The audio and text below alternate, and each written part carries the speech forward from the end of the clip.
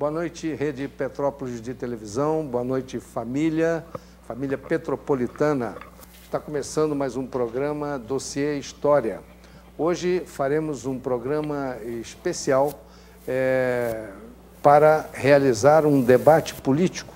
Convidamos 5 candidatos a deputado federal para discutirmos temas de critério nacional e pontos que são extremamente discutidos no Congresso Nacional. Vamos apresentar os nossos convidados de hoje e quero lembrar que na semana que vem realizaremos mais um debate complementando os candidatos a deputado federal por Petrópolis, aqueles que realmente estão aqui domiciliados em Petrópolis e que fazem uma campanha visando a nossa cidade, a nossa região.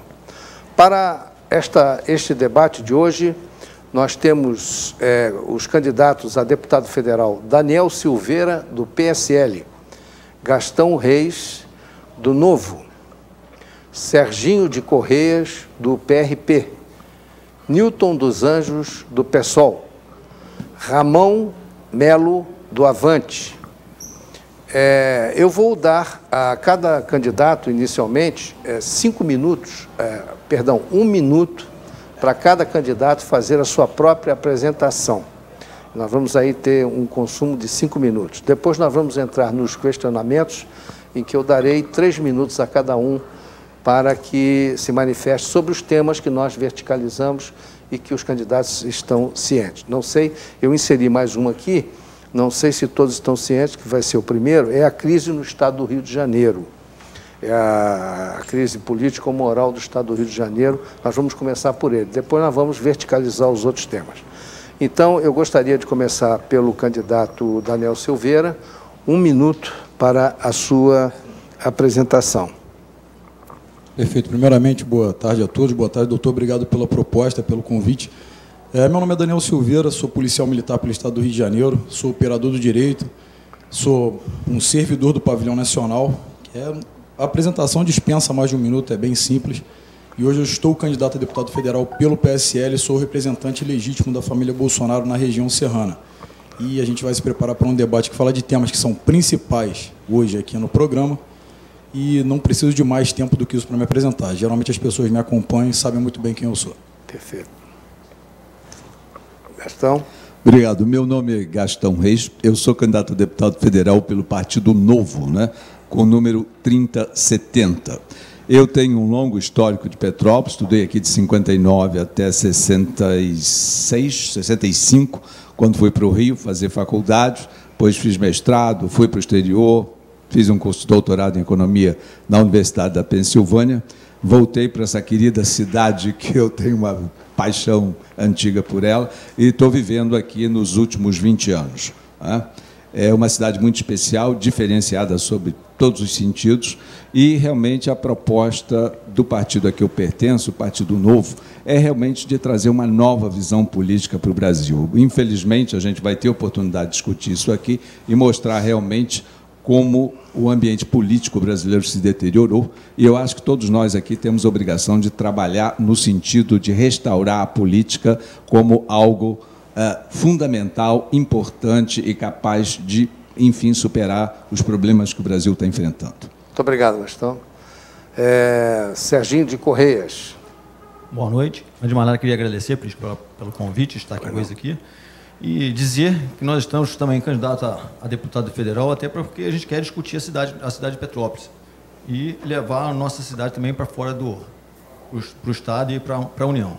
Na última eleição, nós viemos candidato a prefeito, o Gastão Reis foi até meu vice-prefeito, mas acabou que a gente se desvenciou um pouquinho, ele está vindo deputado federal, espero que ele seja eleito, também estou vindo candidato a deputado federal, para tentar melhorar a nossa cidade e melhorar o nosso país. Tá?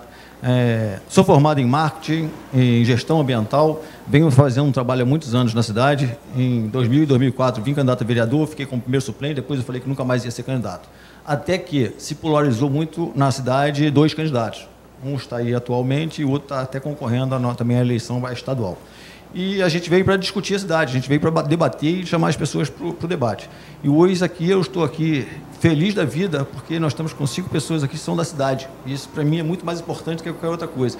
Porque eu sempre falo para as pessoas, não precisa votar no Sérgio, mas que vote em alguém da cidade, que a gente melhorar nosso Muito bem, obrigado, Serginho de Correias. Agora vamos passar ao candidato Newton dos Anjos, PSOL. Boa noite, agradeço a oportunidade. Meu nome é Newton dos Anjos, saio pelo PSOL, número 5007. Sou professor de filosofia, lecionei filosofia por mais de 20 anos na educação básica. Atualmente sou diretor licenciado da Faculdade de Filosofia da Universidade Federal do Estado do Rio de Janeiro, no Rio. Presidi o Conselho do Fundeb, função não remunerada, Conselho Municipal importante, para se fazer a fiscalização da verba que é repassada do governo federal para a educação básica municipal. E já começo fazendo uma pequena discrepância, bem rápida, eu acho que já faz parte do início do debate, deixar claro que, apesar de sermos ou vivermos em Petrópolis, a função de deputado federal não tem uma relação direta em fazer benefícios diretos a uma cidade. Então, isso já é um ponto de pauta importante para diferenciar que, por mais que eu queira bem a cidade que eu viva, ou que eu vivo, a função do deputado federal é pensar o Brasil. E é para isso que eu estou disposto a colocar meu nome nessa disputa. Muito bem. Agora vamos ao nosso último convidado, debatedor Ramon Melo, do Avante. Bom, primeiro quero fazer um cumprimento todo especial à Rede Petrópolis de Televisão, a você, meu colega Dr. Gilberto Prisco, pela iniciativa de proporcionar um encontro de tão alto nível e qualificado para as pessoas que nos assistem. Na verdade, isso daqui é um ato a favor dos eleitores. Eu quero dizer que eu sou o Ramon Melo, eu sou casado com a fisioterapeuta Terezinha, sou pai do Pedro. Sou nascido e criado no Caetitu, hoje moro no bairro Nogueira e sou advogado. Eu estou convencido, gente, que a gente precisa de estar na vida pública e, para isso, a gente precisa de ter as mãos limpas, andar de cabeça erguida nas ruas e olhar nos olhos das pessoas. Eu quero ser um representante não só da cidade de Petrópolis, mas de todo o estado do Rio de Janeiro. Representar com muita dignidade, com muita decência, diferentemente de muitos desses que aí já estão e não nos representam. Eu quero e estou convencido de que aqui nós vamos ter a oportunidade de nos apresentarmos e discutir os temas que envolvem a sua vida, as nossas vidas. Mais uma vez, muito obrigado pela oportunidade. Ok. Eu queria aqui fazer uma observação ao que foi comentado pelo candidato Newton dos Anjos, e que realmente é procedente a sua observação, tanto é que a produção do programa tentou verticalizar temas nacionais, que são temas que a toda a população sofre os reflexos, né? Nós estamos vivendo um momento de crise, então a produção direciona todo o debate de hoje a essas questões nacionais de interesse geral. Então eu vou começar pela crise no estado do Rio de Janeiro. Seria política ou moral essa crise? A corrupção graça em todas as instituições, nenhuma delas sobrou. É visto a olho nu, essa crise é vista a olho nu. Por onde começar o trabalho de recuperação do Estado? É esse o pensamento que nós aqui colocamos em reflexão para os candidatos. E em que o Congresso Nacional pode ajudar na recuperação do Estado do Rio de Janeiro e que os candidatos podem trabalhar nesse sentido. Nós vamos ter o ano que vem um ano de amplas reformas e o candidato tem que estar pronto para, se assumir uma vaga no Congresso Nacional, ele tem que estar apto diante desses problemas. Então, eu convidaria Daniel Silveira, do PSL, a responder a esse questionamento. Bom, como 3 minutos. Qual é o nome do candidato aqui? Newton, do PSOL. Ele bem falou, foi bom capilarizar isso, realmente o assunto é de interesse nacional. E respondendo diretamente à pergunta, não querendo municipalizar, de fato que o deputado tem acesso a verbas destinadas ao seu estado de origem, claramente que nós traremos para a cidade, isso aí é indiscutível, isso aí é um fato simples. O mais importante é que a gente vive hoje no estado Rio de Janeiro, que é a vitrine mundial do Brasil, né? A vitrine mundial Brasil e Rio de Janeiro, é o que se conhece. A crise que nós temos não se trata nem de uma política e nem moral, é político-moral, são ambas. A gente pode ver a degradação da sociedade em termos de corrupção, sociedade brasileira e político brasileira. A gente começa pela educação. Nós temos um sistema de educação que já é muito mais do que defasado. O modus operandi da segurança é defasado, eu falo porque eu sou especialista em segurança pública. O que mais degrada a nossa sociedade hoje é que nós temos, de fato, um narco-estado. A gente sabe, nós temos assaltantes comuns assaltando padarias, portando fuzis de assalto, eu sempre deixo isso bem registrado. E a sociedade se atém, aceita isso como se fosse uma imposição e pouco luta pelos seus direitos. Tão pouco confrontam políticos que estão lá corruptos, protegidos por uma Constituição, que, na minha opinião, lá na frente a gente ainda vai debater isso, deve ter sim uma reforma, uma revisão. E o que a gente pode fazer hoje no estado do Rio, para a gente reconfigurar a sociedade, vamos botar assim, é implantar uma educação de qualidade e a segurança pública de qualidade também. Qualquer candidato que venha fale que tem uma renovação política imediata é mentira, não tem como, são décadas de corrupção ativa e passiva pela sociedade e pelo governo, e vários vêm com a dialética de que nós vamos governar diferente. Qualquer um, tem bons candidatos hoje ao governo, e qualquer um que sente hoje na cadeira do Executivo do Estado do Rio está sentando em uma bomba atômica, ingovernável. Tanto que o presidente que me apoia, o Jair Bolsonaro, ele não apoiou diretamente nenhum, porque ele sabe que iria repercutir em cima dele isso, tanto que ele não apoiou nenhum. Temos qualificados, mas não temos tão capacitados para essa cerneira. Ninguém vai resolver o problema do Estado em 4 anos, impossível. É um fato seleto que nós temos que colocar gradativamente a educação. Eu não vou falar aqui minhas propostas, porque nem pode, mas a proposta na educação e segurança vai ser onde a gente vai bater no Congresso para a gente começar a reeducar o Estado do Rio de Janeiro. Essa é a solução, educação e segurança. Muito bem, muito obrigado, candidato. Passar agora ao Gastão Reis, para que ele faça as suas reflexões. Obrigado, Prisco. Eu queria, em primeiro lugar, chamar a atenção para o fato de que a situação que a gente vive hoje no Estado do Rio, ela vem de longa data, né?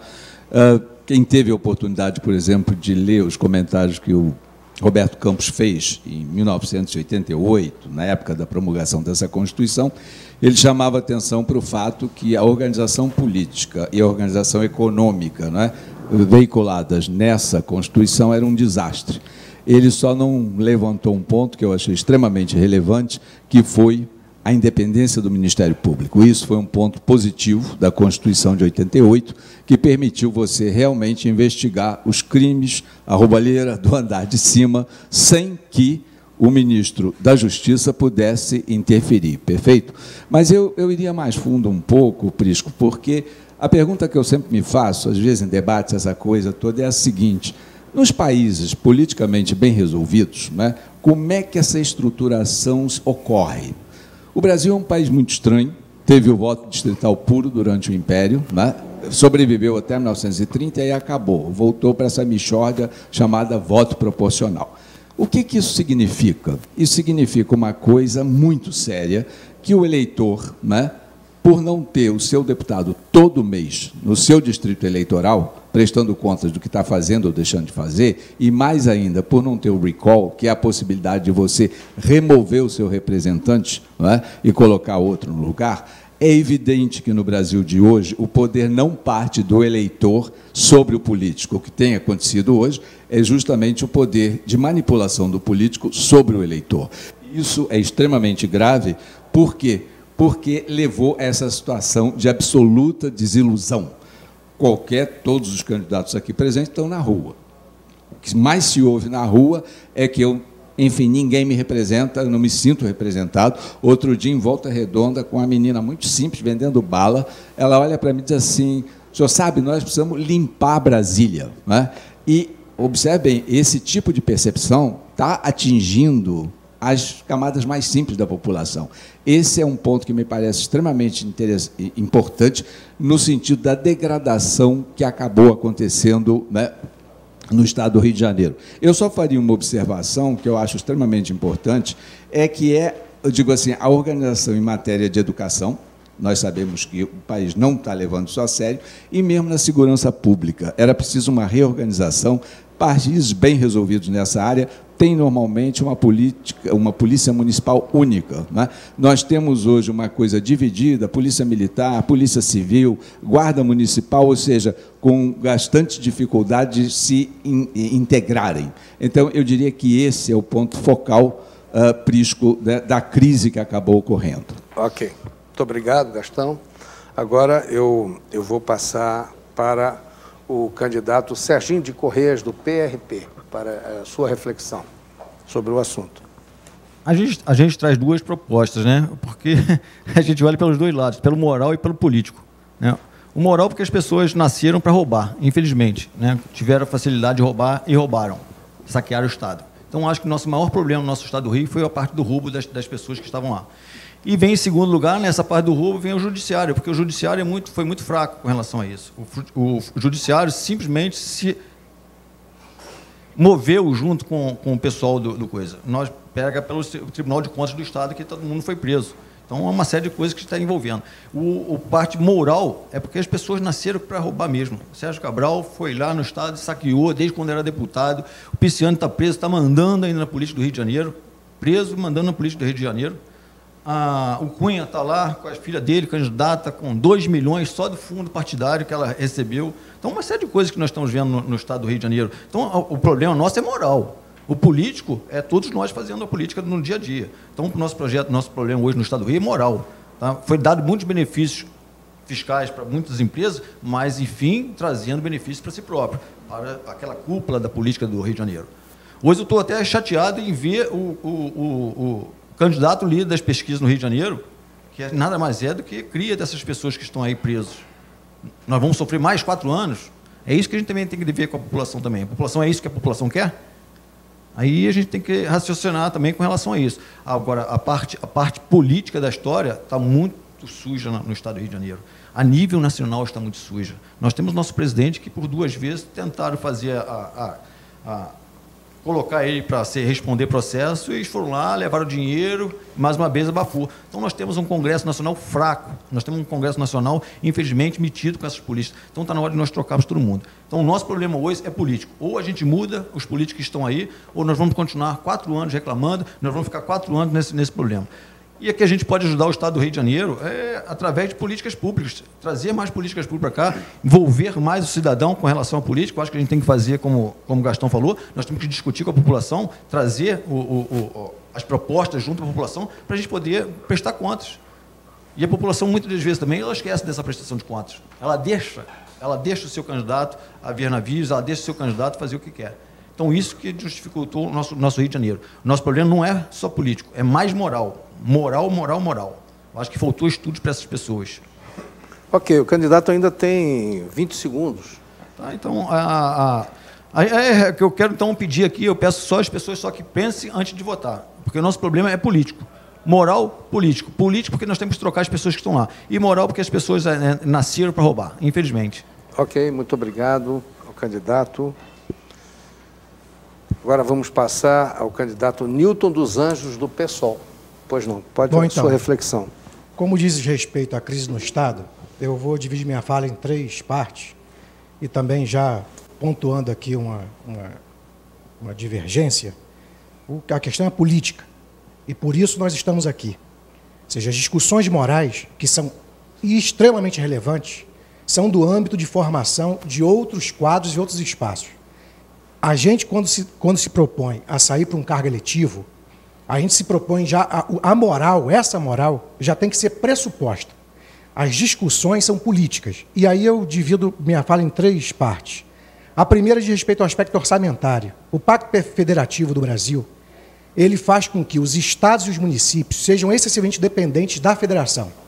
Portanto, de certo modo, quando você tem que negociar com a federação e precisar de verbas, seja para o estado, seja para o município, você vê tanto um prefeito de cidade quanto um governador tendo que pegar o pirizinho dele para fazer negociações políticas não necessariamente interessantes para trazer recursos para o seu estado. Se um pacto federativo em relação a questões tributárias fosse diferente, em que os estados fossem mais fortalecidos e os municípios também, a federação seria menos... agora, por exemplo, você tem um presidente e se ele concorda com a linha política de um governador, ele manda recursos para aquele estado. O Rio de Janeiro, por exemplo, sofre de demissão, não só por questão orçamentária, mas também teve uma divergência da linha política, e no qual o governador, por algum motivo, não se alinhando mais, e nem digo por ser bom, mas não se alinhando mais com a presidência da República é quem tem na mão o orçamento do país, boa parte do orçamento, e ele cede ou não verba para um dado Estado, e ele leva certos estados a precisar necessariamente do governo central, vamos dizer assim, do governo federal.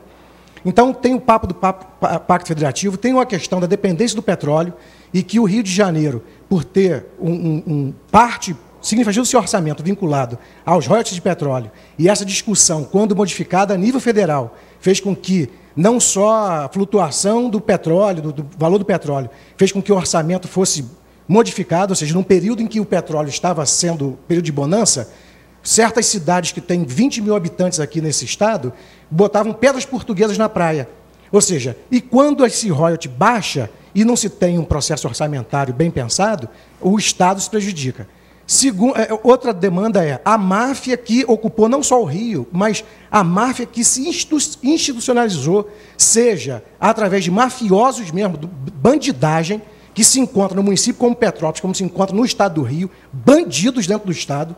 Não é questão moral, bandidagem é bandidagem, não é moral. E uma outra questão importante é a pressão das grandes corporações, seja vinculados a transporte, vinculados a N corporações que têm, por exemplo, abatido os seus impostos e que faz com que o Rio também sofra por isso. Tá bom, candidato. Eu sempre vou deixar, mesmo quando ultrapasse o tempo, eu sempre... Não, à vontade, eu quero até fazer essa observação. Sempre que ultrapassar o tempo, eu vou dar ao candidato o espaço necessário para ele concluir o raciocínio dele. Aqui nós não vamos cortar como a gente vê aí nos programas de televisão. O que eu estou aqui apertando esse horário é porque eu quero deixar os candidatos, no final, com um tempo necessário para discutir entre vocês e num diálogo livre, um debate livre, para que vocês possam trocar ideias. Muito bem, eu agradeço então ao candidato essa sua intervenção e agora passarei ao Ramon Melo, o candidato Ramon Melo do Avante. Bom, primeiro se ater ao tema relacionado à questão da crise econômica que envolve o estado do Rio de Janeiro e as outras crises que se desdobram, evidentemente, na questão ética, moral e outras cocitas mais. Eu quero dizer para você, que está em casa, que eu não dormi e acordei querendo ser deputado, não. Eu estou preparado para ser deputado. Sei exatamente quais são as atribuições de um parlamentar, seja no Congresso Nacional, na Assembleia Legislativa ou na Câmara de Vereadores. No caso, por exemplo, vamos se ater primeiro à crise econômica, o estado do Rio de Janeiro foi colapsado pela má gestão dos governos Rosinha, Cabral I, Cabral II, Pezão. A falta de gestão e de eficiência levou o nosso estado a uma crise econômica profunda. E aí, não há como se falar em educação, saúde ou segurança pública se não tiver dinheiro. Essa que é a grande realidade. Então, vejamos, a identificação da crise econômica no estado do Rio de Janeiro, doutor Prisco, ela é muito clara. Quando o governador Sérgio Cabral vinculou ao pagamento dos inativos e aposentados e pensionistas do estado do Rio de Janeiro as receitas dos royalties do petróleo, ele cometeu um crime com esse estado, porque a flutuação do preço do barril do petróleo fez com que a receita não fosse compatível com a despesa. Automaticamente, ele teve que tirar de áreas da administração para financiar o pagamento dos aposentados, dos inativos e dos pensionistas. Então, foi um crime que ele cometeu, e aí eu posso dizer isso com propriedade, porque eu fui assessor do deputado estadual Luiz Paulo Correia da Rocha na Assembleia Legislativa. Assessor de verdade. Desço e subo, desci e subia todos os dias para servir ao Estado através do mandato nas comissões de tributação, comissão de orçamento, comissão de Constituição e Justiça, que são as comissões que o deputado Luiz Paulo fazem parte. E lá a gente conseguiu observar que essa demanda da economia do Estado do Rio de Janeiro começou por aí. Evidentemente que se desdobrou na má gestão, no uso incorreto do dinheiro público, no financiamento das coisas mais escandalosas possíveis, nos incentivos fiscais, que até hoje nós não conseguimos abrir essa caixa preta, que é do governo do Estado, financiando joalheria, financiando outras empresas que não geram sequer um emprego nesse Estado. Dessa forma, é preciso também que a gente aponte um caminho. E lá na Comissão de Tributação, nós fizemos um estudo profundo. O governo federal, Prisco, deve a esse Estado 60 bilhões de reais referente à Lei Candir, que é preciso que a gente se aprofunde nesse tema para poder explicar melhor. Mas eu, como deputado federal, vou buscar e fiscalizar efetivamente para que esses recursos possam vir para o Estado do Rio de Janeiro. Agora nós vamos passar a um segundo tema, a reforma da Previdência Social aparece como a principal agenda do novo governo. A manutenção do sistema previdenciário é um dos maiores desafios que se impõem ao Estado brasileiro. Corremos um grande risco de estrangulamento das aposentadorias. A cada mês são pagos rigorosamente em dia 34 bilhões de reais, a cerca de 29 milhões de benefícios, somente no regime geral da Previdência Social. São 8% do PIB, e se nada for feito, as projeções para 2060 apontam que o percentual deve chegar a 18%, índice que torna a Previdência Social inviabilizada. Déficit no ano passado chegou a 150 bilhões. Este ano vai ultrapassar essa cifra. Se adicionarmos os benefícios pagos aos servidores públicos da União, Estado e municípios, essa conta déficit sobe mais ainda. Em 2016, somente no regime próprio dos servidores da União, civis e militares, passou de 77 bilhões de reais. Acrescente-se a esses ingredientes envelhecimento da população com menor taxa de fertilidade, ou seja, menos gente nascendo, menos gente que vai ser contribuinte da Previdência Social e, por outro lado, o aposentado está vivendo mais. Então, mais gente se beneficiando do benefício, enquanto menos gente vai pagar a Previdência Social. O que altera, basicamente, a proporção entre ativos e inativos do sistema, tornando-o, portanto, inviável. Objetivos da reforma da Previdência, que já foram estudadas, e que os candidatos que forem eleitos vão ter que enfrentar esse tema no Congresso Nacional, eles querem garantir a sustentabilidade, promover a equidade entre os regimes dos trabalhadores da iniciativa privada e dos servidores públicos. Então, a pergunta aos candidatos, né, o que deve mudar na Previdência, se isso é viável e se vocês também estão dispostos a enfrentar uma medida que é basicamente impopular, porque vai diminuir, vai prejudicar na base muita gente. E, ao mesmo tempo, me parece que a mudança, por outro lado, ela é necessária, ela é fundamental. Como é que cada candidato vai encarar esse problema?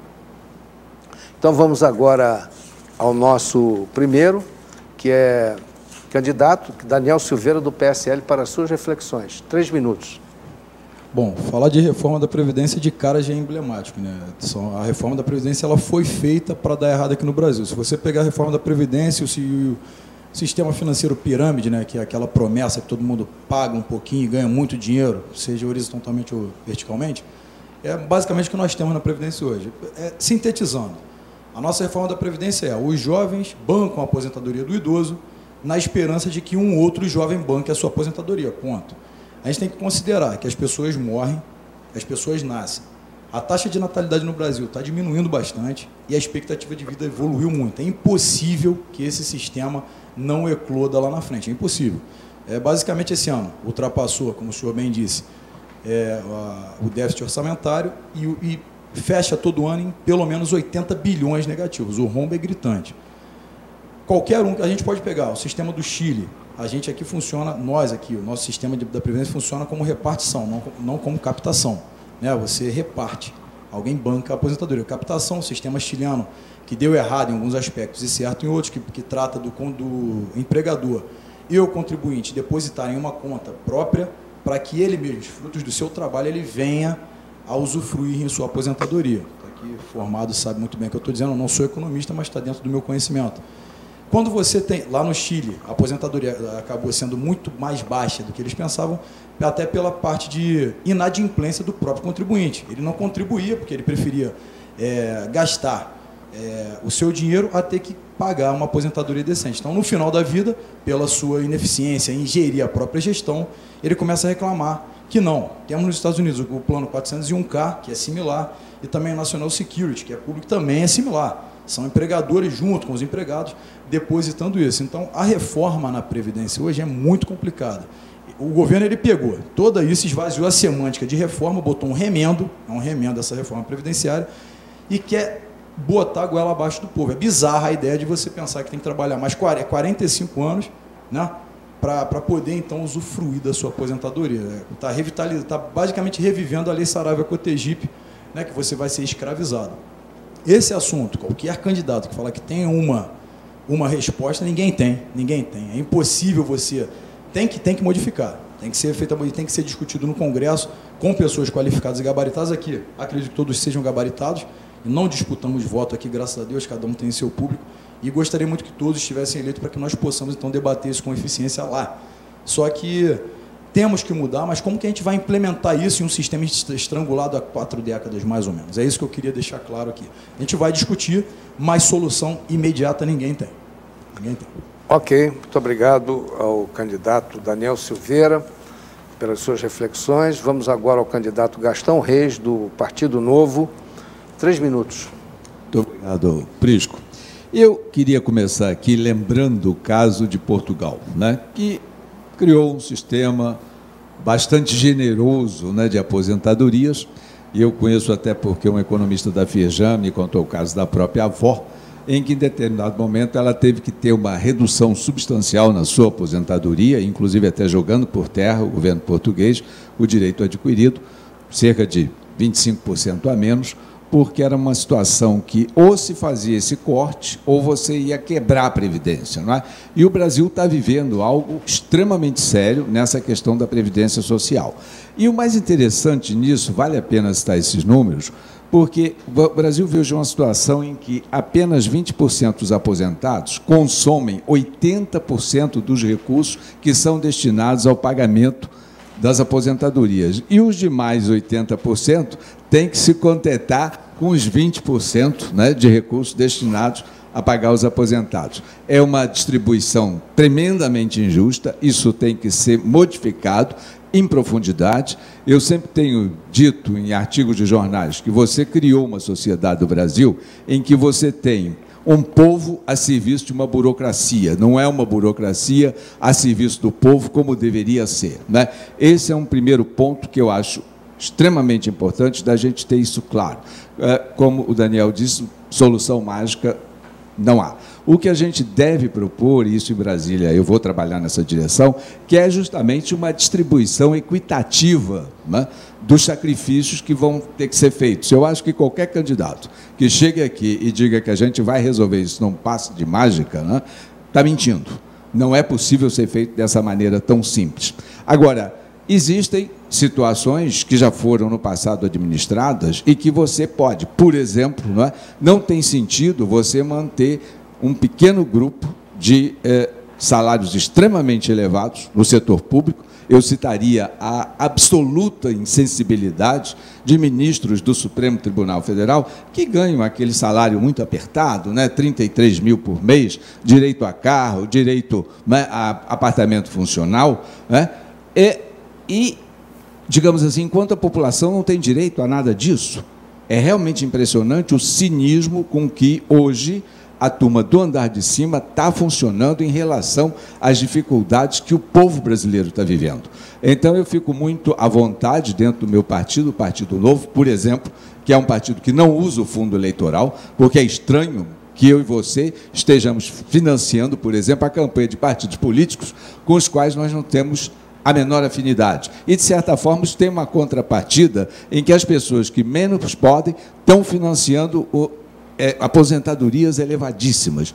Enfim, o Brasil tem um problema delicado que vai ter que ser estudado com muita calma em Brasília, exige debate, mas exige também um espírito de sacrifício. A última coisa que os ministros do Supremo deviam ter feito era propor um aumento disso. Eu até citaria, para fechar aqui, é muito estranho, né, que deputados federais, alguns anos atrás, tenham se dado um aumento de 20%, enquanto deram um poupudo aumento de 6% para o salário mínimo. Isso tem que mudar, Prisco. Ok, candidato, muito obrigado.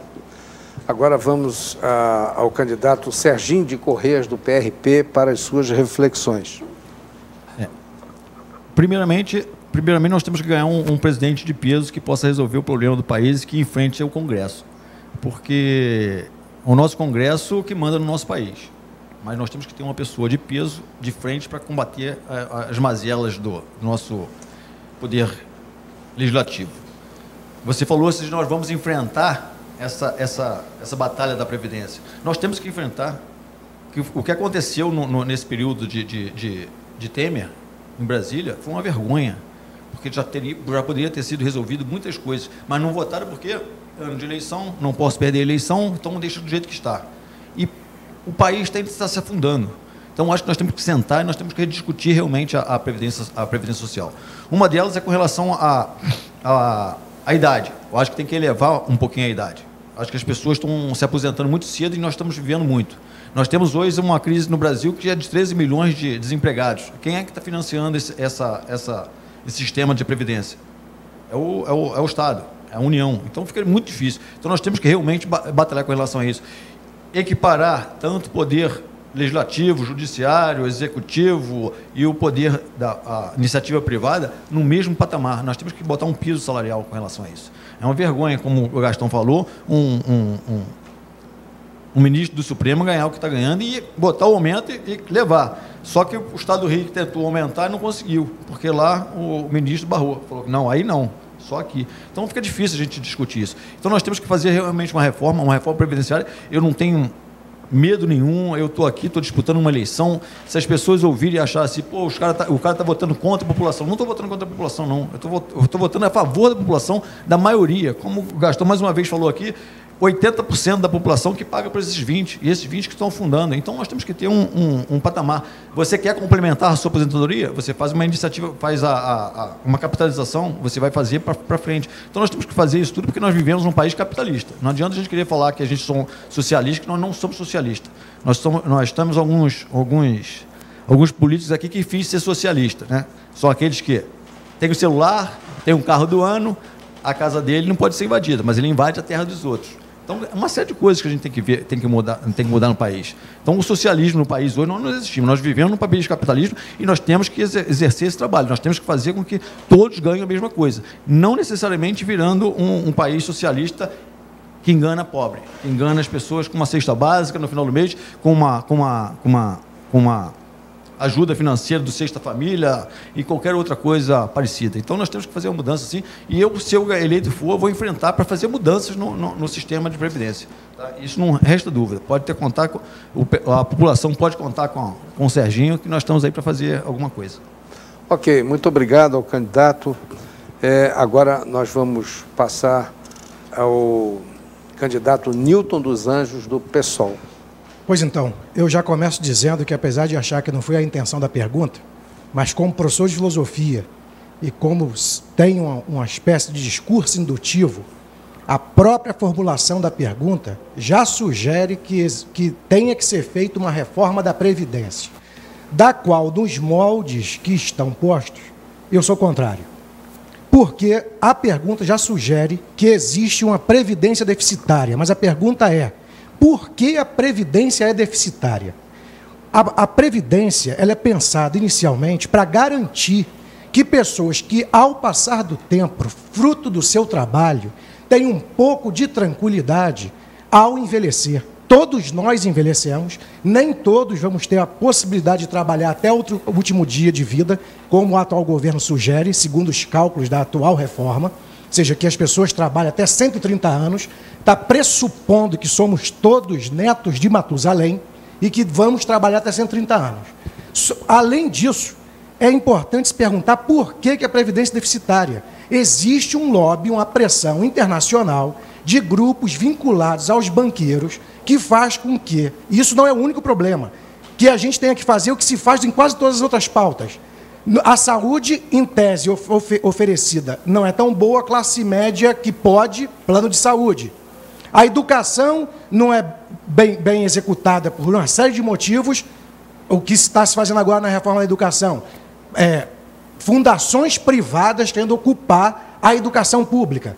De igual maneira, a Previdência, qualquer auditor que trabalhe seriamente, sabe que, dentro do nosso contexto econômico, o que se faz é que o Estado tem pagado, repetidas vezes, uma verba muito alta para pagar dívidas para banqueiros que não precisam de Previdência, e a Previdência de um trabalhador, veja, alguém trabalha para ganhar R$800 e, ao final do processo, depois de 130 anos, ele não vai ter direito a nada.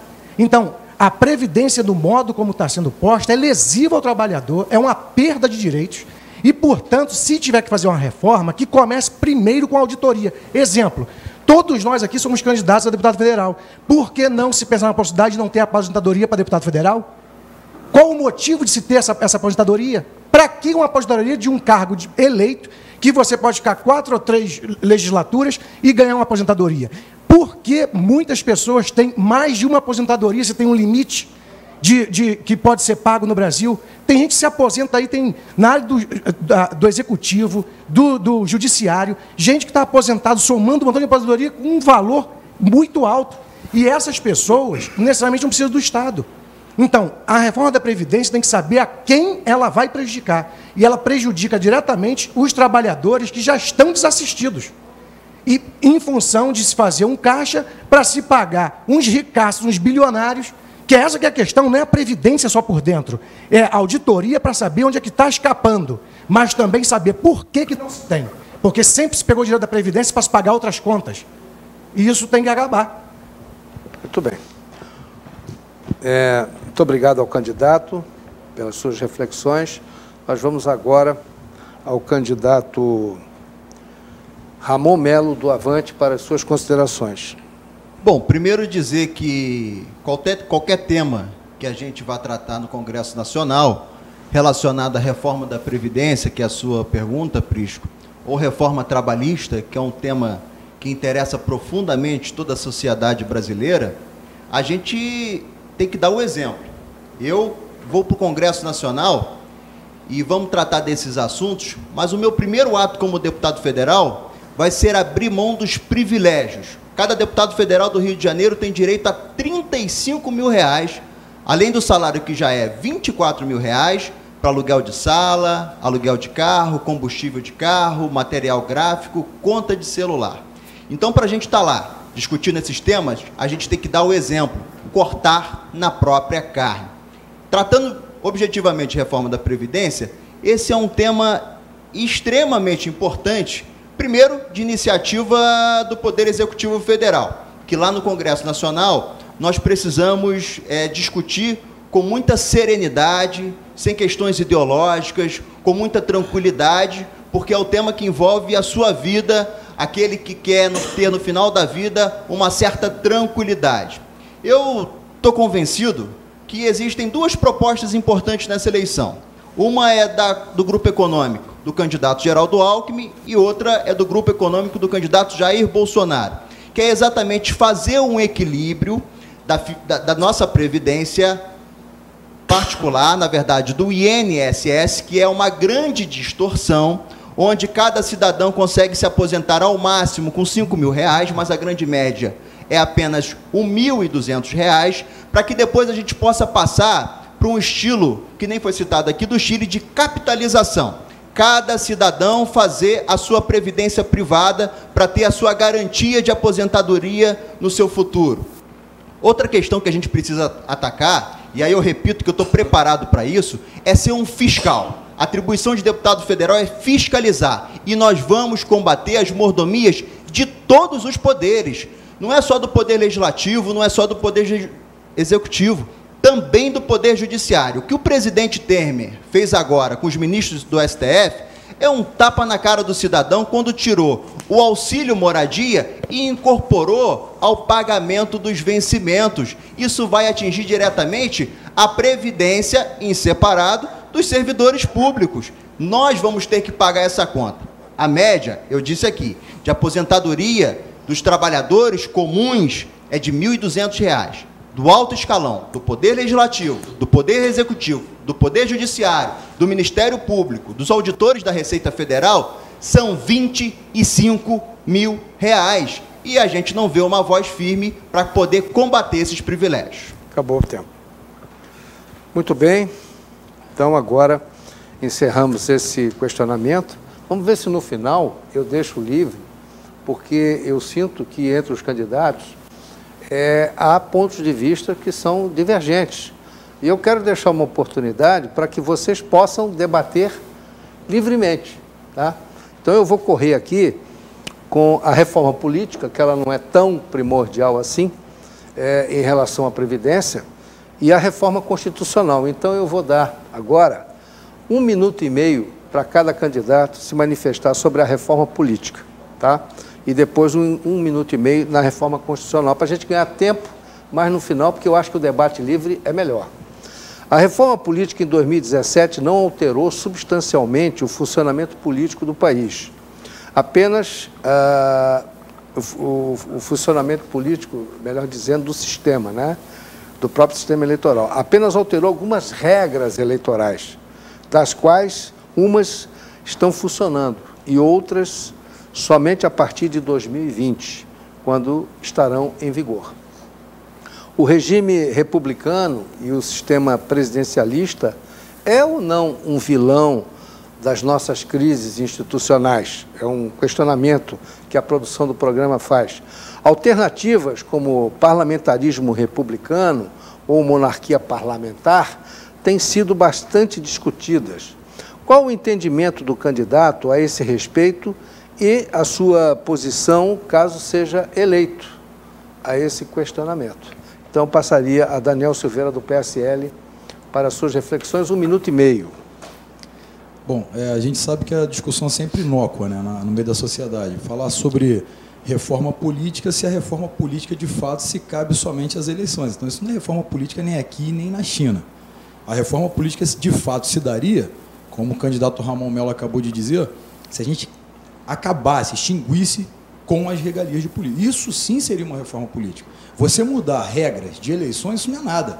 Até porque mudou-se para 2018 algumas e 2020 vão concluir-se essas mudanças para que ainda um grupo seleto que tenha muito dinheiro de fundo partidário, o qual sou totalmente contra, inclusive deixo claro que eu abri mão do fundo partidário junto com Jair Messias Bolsonaro, e essas regras ainda atendem a alguns bandidos, deixar isso aqui registrado, que nós temos muitos bandidos candidatos, aqui, graças a Deus, aqui, se tivesse eu falaria, não temos nenhum, mas isso não é reforma política, e como o senhor disse, é um fato que, na verdade, é sim urgente, tem que ser tratado. Quanto à parte do presidencialismo, eu prefiro o parlamentarismo. Tem um prazo de validade, né? É igual uma caixinha de leite. Se você pega um vagabundo que temos hoje no poder aí, que é o próprio Temer, ou tivemos o Lula, ou qualquer um que venha, esses aí têm um tempo certo para poder fazer o que querem, maculando o nome do país e qualquer a sociedade, e nada é feito porque a própria Constituição nossa, que tem que ser também revisada em vários aspectos, permitem que vagabundos criminosos ascendam ao poder, tomem o Congresso e acabe tendo esse resultado que nós temos hoje. Ok. Obrigado pelas reflexões, candidato Daniel Silveira, do PSL. Vamos agora ao Gastão Reis, candidato Gastão Reis, do Partido Novo. Bom, em primeiro lugar, eu queria dizer que eu me sinto muito à vontade dentro do Novo, até porque eu fiz uma renúncia, uma declaração, e todos os candidatos novos fizeram isso, justamente no sentido de abrir mão a uma série de mordomias, né, que os deputados federais têm. Eles esquecem, né, que são servidores públicos e não alguém que está lá para se servido público. Mas voltando aí à sua pergunta, que é a questão realmente do presidencialismo versus parlamentarismo. O que eu acho dramático, né, na própria toda a América Latina e mesmo no Brasil, é que a vida política brasileira, ela não se assenta, né, na confiança, ou seja, o presidencialismo não tem o voto de desconfiança. Então, o que é que acontece? O Brasil já teve vários exemplos de governos que acabaram, mas que continuam porque o maldito mandato não acabou. Nós estamos vivendo isso exatamente agora, né, com o presidente Temer. É um governo que acabou, mas tem que continuar porque o raio do mandato não acabou. E eu insisto nesse ponto, e citaria um exemplo que eu acho muito interessante. Aconteceu na Inglaterra, no caso Profumo, em que uma starlet, a Christine Keeler, era amante do ministro da Guerra da Inglaterra e, ao mesmo tempo, do adido militar russo, né? E aí foi aquele bafafá todo, a segurança nacional em risco e tal, e, obviamente, o ministro caiu. Pouco depois caiu o primeiro-ministro. E o interessante nisso, o Prisco, é que nunca se provou nada, mas como houve quebra de confiança, o governo veio abaixo. E nós não temos esse instrumento no Brasil. Muito bem. Obrigado pelas reflexões. Candidato Gastão Reis, do Partido Novo. Agora, eu conclamo aqui Serginho de Corrêas, o candidato Serginho de Corrêas, do PRP, para as suas reflexões. A minha colocação é que nós vivemos já num parlamentarismo no Brasil. Infelizmente, nós só não temos o primeiro-ministro, né? Porque quem manda no Brasil são os congressistas. Então, eu defendo muito o parlamentarista com o primeiro-ministro, porque não teria acontecido o que aconteceu com a senhora Dilma Rousseff, né? Que ela foi massacrada por uma questão que todos os ex-presidentes que passaram cometeram também o mesmo crime. Então, quer dizer, essas dificuldades a gente poderia melhorar. O que está acontecendo hoje no Brasil, se nós tivéssemos um primeiro-ministro que pudesse negociar com a Câmara, certamente nós já teríamos melhorado muito o nosso país. Porque o cidadão fez alguma coisa de errada, ele é trocado. E o presidente ficaria simplesmente para defender os interesses internacionais, com os presidentes de fora do país, e a gente discute isso. Então, eu sou a favor do parlamentarismo no Brasil. E com relação à reforma política, a gente vem há anos brigando. Eu vejo lá, de 2008, uma lei do projeto de lei do Clodovil, que diminuía o número de deputados federais de 513 para 250. Isso é uma das coisas, uma das bandeiras que eu vou levar para o Congresso, caso chegue lá. A outra que eu vou brigar muito é com relação à reeleição, tá? Principalmente no parte legislativa. Eu acho que senador tem 8 anos, não tem mais reeleição. E deputado federal, deputado estadual e vereador apenas com uma reeleição, mais 4 anos. Fez um bom mandato, retorna. Não fez, fica 4 anos afastado e daqui a pouquinho está de volta aí. Então, são certas coisas que a gente tem que começar a discutir. E a outra é propor a inexigibilidade para qualquer coisa, qualquer cidadão que tenha cometido crime na esfera pública. Roubou, infelizmente, nunca mais volta. Não pode acontecer igual aí a Dilma, que foi caçada, está aí candidata, o próprio Lula, que está aí querendo ser candidato novamente daqui a 4 anos. O Roberto Jefferson da vida, né? Ok. Serginho de Corrêas, PRP, obrigado pelas suas considerações. Vamos agora às reflexões do candidato Newton dos Anjos, do PSOL. Bom, quanto a essa questão da reforma política, eu acho que a discussão sobre forma de governo é uma discussão menor diante do nosso quadro de participação política. O que eu quero dizer com isso? Todas as pequenas reformas que têm sido feitas pelos congressistas, geralmente são reformas feitas para beneficiar os próprios congressistas. Ou seja, então, uma reforma pouco provável que pudesse fazer com que a política se tornasse algo importante cotidianamente, não só em período de eleição, né? Ou seja, que a política fosse um exercício de participação permanente. Todas as reformas que têm sido feitas é para, de algum modo, diminuir a participação cidadã dentre as coisas e transformações do Estado. Então, assim, a maneira como eu vejo as reformas políticas que estão sendo encampadas, pouco importa a minúcia, reeleição, não reeleição, porque isso tudo muda de acordo com o contexto.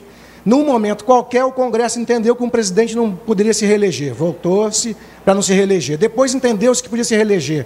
Então, assim, acaba sendo, no final das contas, umas pequenas reformas, igual uma reforma numa casa. Muda-se uma lâmpada, mas não se muda a estrutura. E o que nós estamos vivenciando, na verdade, e que tem, inclusive, fanatizado o exercício da política, é que as pessoas não estão participando. Então não adianta as instituições realizarem as reformas que forem, se não for uma reforma que vise a participação popular nas decisões do Estado. Muito bem, muito obrigado.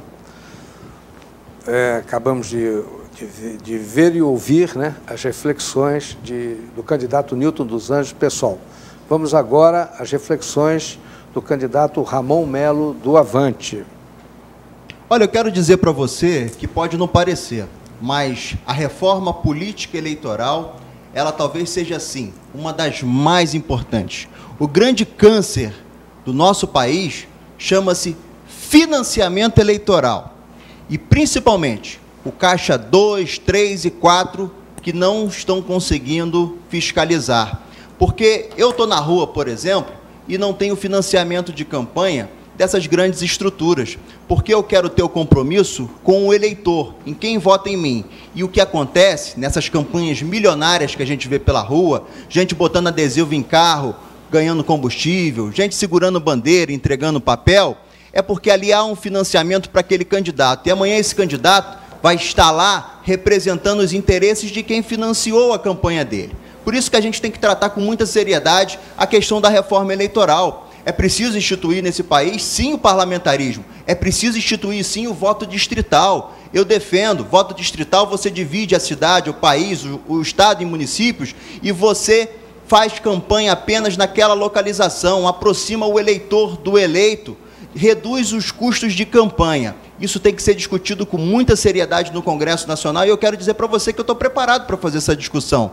É um tema relevante. Termino agora a minha pós-graduação em Direito Eleitoral e nós vamos discutir esse tema para acabar com esse câncer, que não começa depois que assume o mandato, começa na campanha eleitoral. Muito bem, muito obrigado ao candidato Ramon Melo, do Avante, pelas suas considerações. Vamos agora passar ao tema da reforma constitucional. Eu vou, inclusive, diminuir o tempo para que a gente possa ficar com mais ou menos aí 15 minutos livre, que vai ser muito bom, vai ser saudável esse debate. Então, na reforma constitucional, nossa Constituição se revela uma colcha de retalhos, casuística e travada. O que se pode melhorar em termos de reforma? Uma nova Constituinte, uma Constituição mais enxuta, voltar ao modelo de Constituição de preceitos, e como se fosse, eu não gosto do termo carta, porque carta é sempre uma expressão que significa uma coisa outorgada por ditadura, né? Mas eu diria uma Constituição, né, de preceitos, deixar o regramento da sociedade às leis ordinárias e cuidar da Constituição apenas como princípios constitucionais. Então, eu passaria para a reflexão de 1 minuto ao candidato Daniel Silveira, do PSL. Sim, está cristalino que tudo que acompanha, na verdade, as leis não fazem a cultura faz a lei. É basicamente isso que a sociedade caminha. E está cristalino o fato de que a nossa Constituição não atende à aspiração popular. Se você pega uma Constituição, tem todo um rol de direitos e garantias fundamentais, seu artigo 5º completíssimo lá, que mais que não oferece porcaria nenhuma, e o restante todo defende judiciário, legislativo e executivo, tratando os bandidos de colarinho branco como se eles fossem inimputáveis, está evidente que tem que ter uma reforma. Como o senhor disse, uma colcha de retalhos, são 75 propostas de emendas aprovadas e outras 1.000 e poucas sendo discutidas no Congresso hoje. Olha só o que a nossa Constituição se transforma com um STF cheio de Zé das Couves, enfraquecido, ditando regras por súmulas vinculantes, e o povo, que toda a coletividade precisa de uma mudança, acaba não tendo essa aspiração. Então tem sim que ter uma reforma constitucional, sim. Muito obrigado ao candidato Daniel Silveira, do PSL. Vamos agora ao candidato Gastão Reis, do Partido Novo. Prisco, eu diria que uma reforma constitucional é mais do que necessária. E ela teria que tornar verdadeira, né, aquela primeira fase que acontece, que todo o poder emana do povo. A gente sabe que isso não acontece. E para que isso ocorra, é preciso ter o voto distrital puro, que reduz o custo de uma campanha eleitoral a 1/5 do que ela é hoje, né? E o controle, o eleitor no controle, aquela possibilidade dele remover o seu vereador, o seu estadual, o seu federal. O dia que o Brasil tiver essas duas pernas, é tranquilo que o eleitor vai estar no comando do processo, não vai reclamar, porque o político sabe que está sob rédeas curtas. Eu diria, apenas para não ultrapassar o meu tempo, que poder é algo extremamente complicado. Eu gosto muito do exemplo inglês, em que o primeiro-ministro toda semana, eu repito, toda semana tem que ir ao parlamento prestar conta dos seus atos. E ainda ter uma reuniãozinha às sextas-feiras com a rainha. Eu diria o seguinte, se nós não tivermos no Brasil, no futuro, um controle permanente, a coisa não vai funcionar. Muito obrigado ao candidato Gastão Reis, do Partido Novo. Vamos agora ao candidato Serginho de Correias, do PRP, para as suas considerações. Esse ano nós comemoramos 30 anos da nossa reforma da Constituição, né? 2018, 88 para 2018, 30 anos. E ainda temos artigos na nossa Constituição que ainda não foram regularizados. Então, quer dizer, é uma coisa até para a gente falar, né? Temos que mudar, temos que fazer alguma coisa, porque se você tem artigos na Constituição de 88, que nós temos 30 anos e não está regularizado ainda, quer dizer, tem alguma coisa errada. Então, eu sou a favor que realmente a gente faça uma nova mudança nessa Constituição e talvez até com uma Assembleia Constituinte somente para isso, porque evitaria aquela parte da política, né? A política, não posso votar isso porque senão vai atrapalhar na minha eleição na próxima. Então, fazer um trabalho com relação a isso, uma reforma política, mas direcionada com pessoas somente para fazer a reforma política. Muito bem, muito obrigado. Agora vamos passar ao candidato Nilton dos Anjos, do PSOL. 1 minuto. Divido minha fala em duas partes. A primeira é que, às vezes, a gente pensa em reformar coisas que sequer foram executadas. Tem na Constituição passagens que são genuínas e que sequer foram realizadas socialmente. O direito à educação, o direito à vida, o direito à saúde, o direito. Tem passagens magníficas em que a população sequer teve ou pôde exercer esse direito. Então, quando se fala de reformar a Constituição, é preciso entender que ela tem uma série de artigos dos mais diversos temas e que esses temas são complexos e dialogam com uma série de temáticas. Então, fazer reforma de Constituição não é igual reformar uma lataria de um carro. Ou seja, tem uma complexidade, exige tempo. Diante do Congresso possível que vai se constituir, com bancada de bala, bancada de ruralista, bancada de fanático, eu seria contrário, porque se for reformar, vai reformar para pior. Então, nesse momento, que se faça executar as partes interessantes da Constituição atual. E é isso a minha fala. Muito bem. Então, aqui encerramos... Não, ainda tem mais um. Desculpe. Desculpe. Agora vamos ouvir as reflexões do candidato Ramon Melo, do Avante. Olha, eu estou convencido que a nossa Constituição ali já inclui temas dos mais variados e que, de fato, tem muita coisa ali que ainda precisa ser executada. Uma mudança que precisa existir, por exemplo, é a exigência de você estar afiliado a um partido político para poder ser candidato. Eu defendo a candidatura avulsa, por exemplo. Mas, para isso, a gente tem que respeitar as instituições. Qualquer Congresso Nacional que for eleito, vai ser eleito pelo povo. Qualquer Assembleia Constituinte que for eleita, vai ser eleita pelo povo, vai ser delegado pela população, pelos eleitores, para lá estar representando. Então, eu quero dizer que não acho que haja necessidade de fazer uma reforma tão contundente. É preciso discutir com seriedade, com serenidade, os temas que lá já estão colocados, temas como esse, no âmbito do direito eleitoral. Fazer executar os diversos direitos que a nossa sociedade tem e precisa, que é direito à saúde, educação, transporte público, lazer. Então, não acho que a gente deva fazer uma reforma da Constituição, nem de grandes notáveis. É outra tese que a gente tem que separar com muita clareza, porque a representatividade é algo fundamental numa democracia, para que a gente possa ter nichos que representem os mais diversos interesses lá dentro. Muito bem. Nós temos aqui um pouco mais de 10 minutos, é o que sobrou para nós. Então, eu abriria agora temas livres, que um pode perguntar para o outro, um pode questionar alguma coisa que ficou residualmente dos temas que nós debatemos. Se alguém quiser fazer uma pergunta ao outro ou quiser rebater, fica livre. Começo, então, pelo candidato Daniel Silveira, do PSL.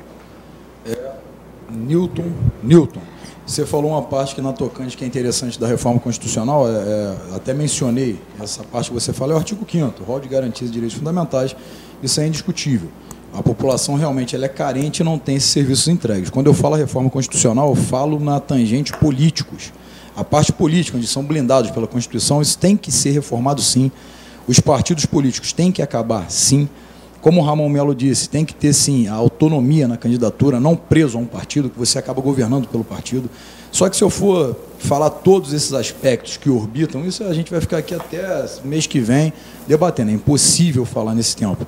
Então, eu defendo a reforma política de uma forma que o que é bom vai ser absorvida pela nova Constituinte ou pela reformada e que se pare com essas propostas de emendas constantes que só favoreçam a porcaria dos políticos, são as porcarias, eu deixo registrado que hoje o que nós temos são porcarias, para que a gente possa atender o povo, claro, mudando a parte de educação, extinguindo o método Paulo Freire, que é uma porcaria, e várias outras coisas, tá bom? É essa a pergunta. Vamos encurtar qual é a reforma que você gostaria? Para dar tempo da gente responder qual é a reforma que você aprovaria?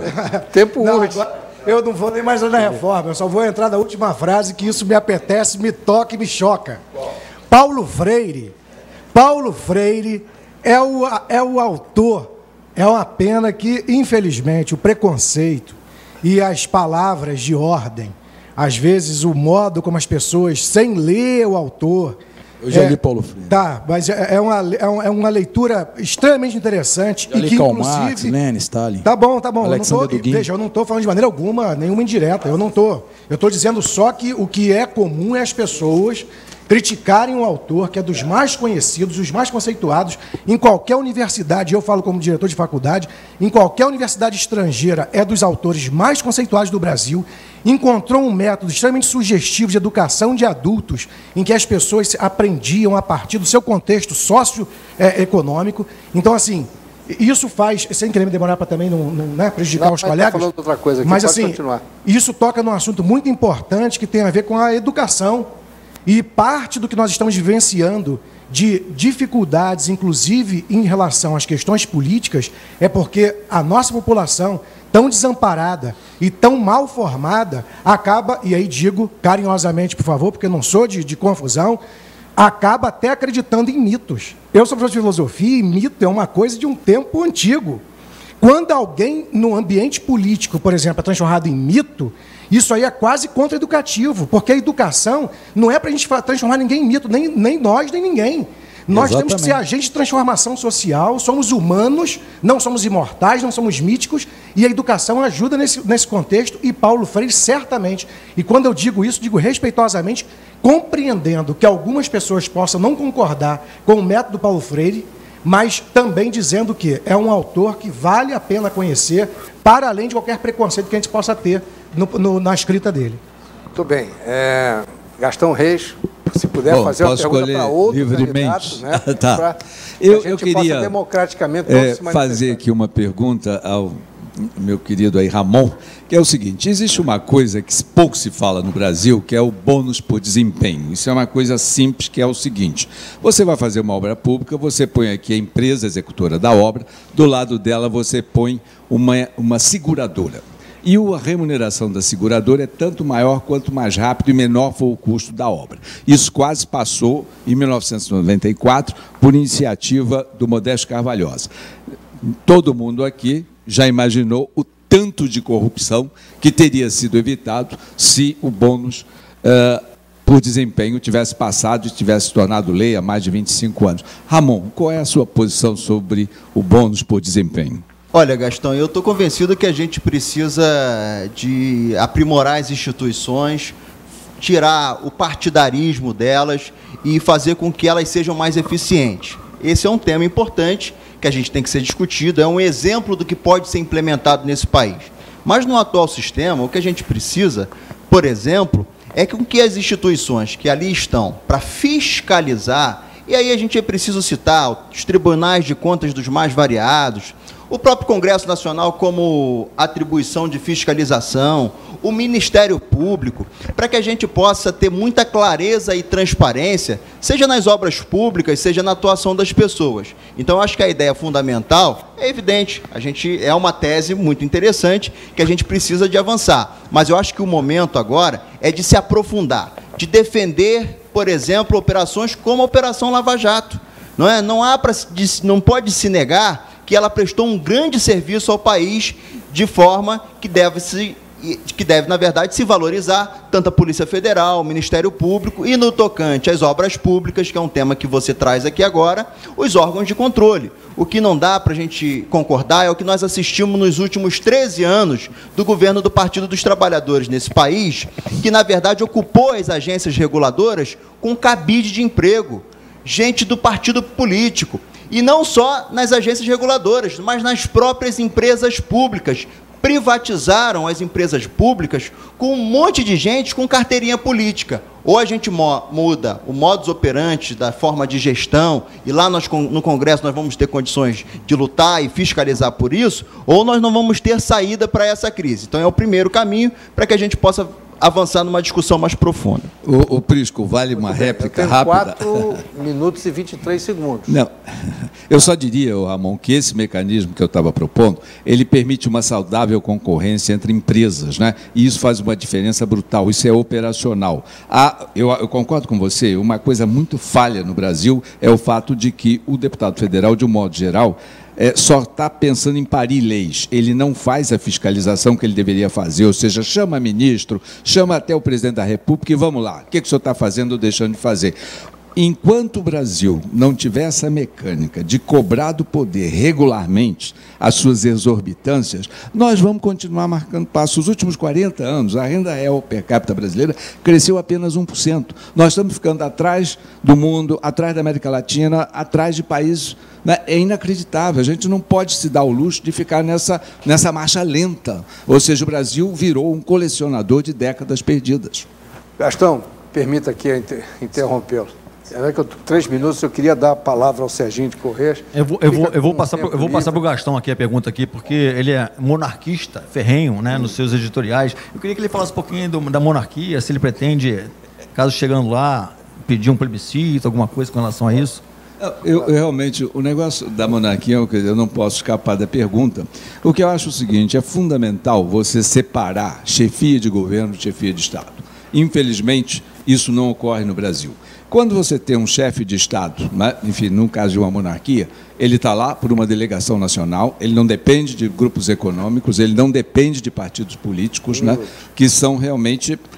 enfim, coisas que, por exemplo, em Portugal, quando alguém chega a ser presidente da República Portuguesa, ele realmente tem que se desvincular do partido que o elegeu, ou seja, eu acho bastante mal.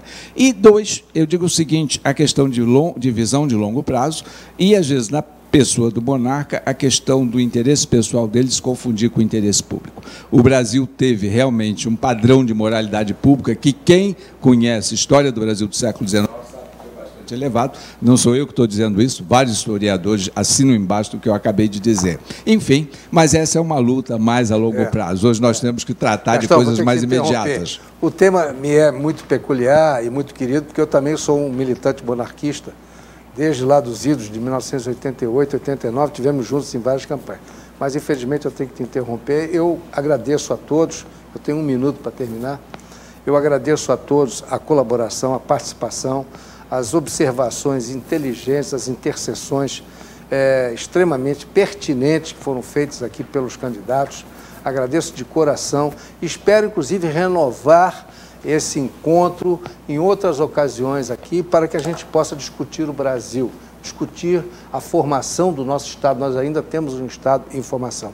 Quero agradecer também aos telespectadores por esta deferência de assistir aqui o nosso debate e quero lembrar que esse programa estará sendo reprisado no domingo às 9 horas da manhã, a partir de 9 horas da manhã.